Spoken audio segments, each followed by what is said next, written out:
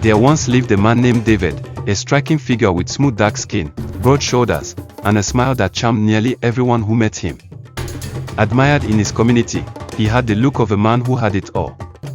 But his greatest pride was marrying Aisha, a woman whose beauty was quiet and understated, but whose heart overflowed with grace, kindness, and a love that seemed to have no end. Their wedding was the talk of the town. Friends and family gathered in colorful attires under white canopies, dancing to drums and high-life music as two seemingly perfect souls vowed to love each other forever. Their home, neatly tucked away in a calm estate, stood as a symbol of hope and joy. But joy, as it often does, began to fade. 2 years into their marriage, their home remained painfully quiet. There was no patter of tiny feet on the floor, no baby cries at midnight, no celebrations of a first tooth or first steps. The silence, once peaceful, began to roar like thunder in David's heart. What was once a calm yearning became a bitter obsession. He watched others, friends, colleagues, even distant relatives, celebrating the birth of children. Naming ceremonies, baby showers, first birthdays.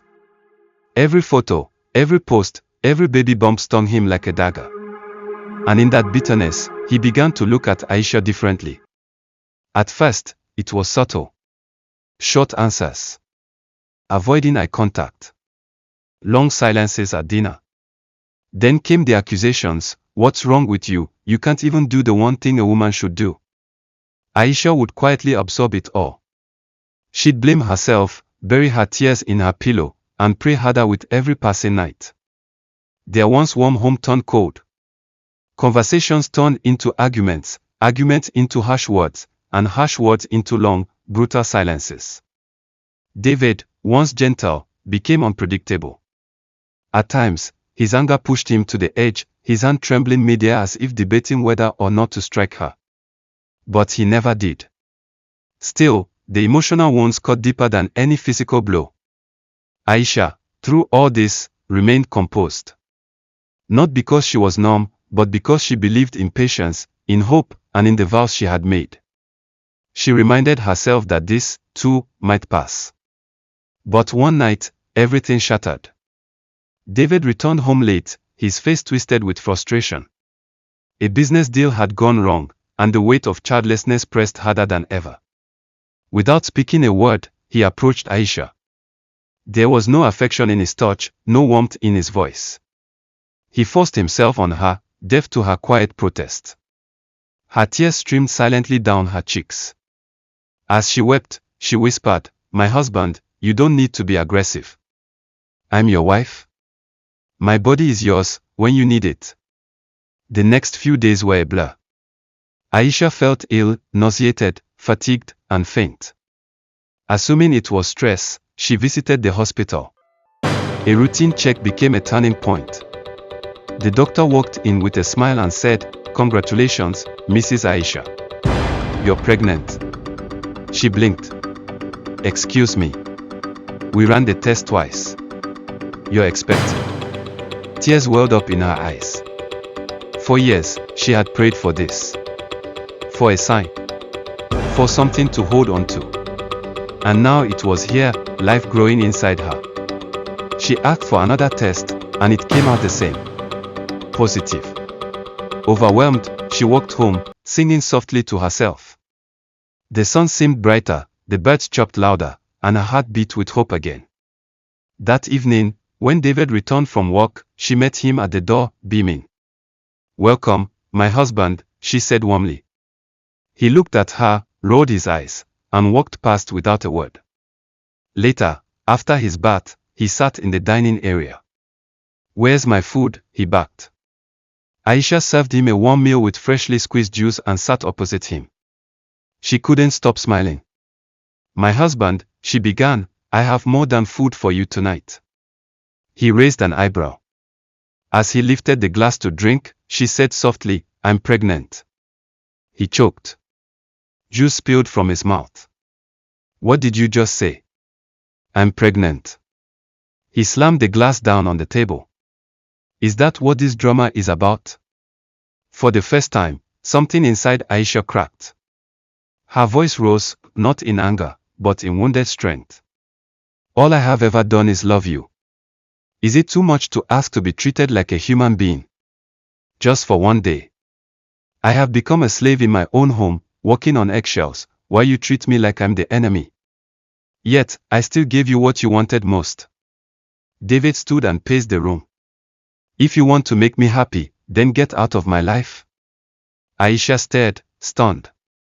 Isn't this what you always wanted, for me to get pregnant? David stopped and sighed, then finally said it, I don't want you anymore. I found someone else.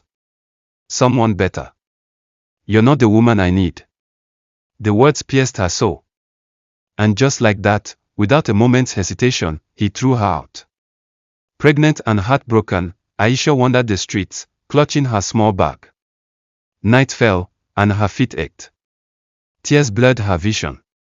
She had no one, no family close by, no friends she could turn to. Suddenly, a bright light flashed, a car speeding down the road. The driver hit the brakes, tires screeching. He jumped out, drunk and stumbling.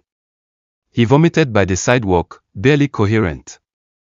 Aisha, despite her pain, helped him into his own car and asked for his address. The man, mumbling, gave directions. She drove him home, guided by instinct.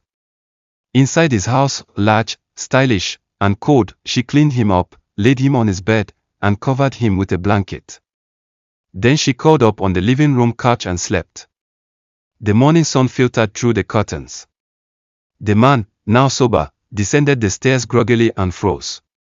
On the couch lay a stunning woman with a modest wrapper and scarf, fast asleep. He tapped her gently. Hey, who are you? What are you doing here? Aisha sat up slowly. Good morning, sir. I'm Aisha. You were drunk last night, and I helped you home. He blinked. Wait, you're the lady I thought was coming home with me for a one-night stand. Yes, sir, she said, without shame.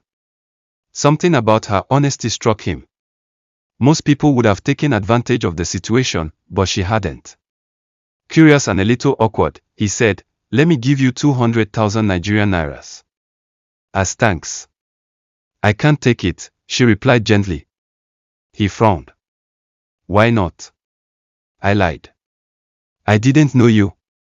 I wasn't the one you were expecting. I was just a woman walking in the dark, homeless and pregnant. I saw you needed help. That's all. He sat down, stunned. After a pause, he asked, what happened to you? And she told him everything. About David. About the abuse. The rejection. The pregnancy. The betrayal. The man, John, listened in silence. He had known pain too. His wife had cheated on him and left him emotionally scarred. Yet here was this woman, honest and brave, helping a stranger when she herself had been broken. Days turned into weeks. John invited Aisha to stay in his guest room until she could get back on her feet. But something bloomed between them, first mutual respect, then laughter, then long conversations on the balcony under the moonlight. Months passed. John saw Aisha not as someone else's leftover, but as a blessing. He admired her strength, her values, her faith. He proposed, not out of pity, but out of genuine love. They married in a small, quiet ceremony. When the baby was born, John held the child as his own. Their home became a haven of laughter, warmth, and healing. Meanwhile, David's dream woman turned out to be a nightmare. Young and seductive, she was also manipulative and greedy. She drained his bank account, insulted him publicly, and never stayed loyal. When he could no longer fund her extravagant lifestyle, she moved on, to a richer man. David sat alone in his now quiet house, haunted by echoes of a love he had discarded.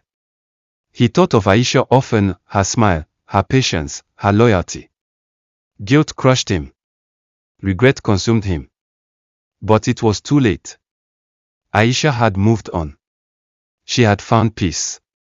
And David was left to reap the sorrow he had sown.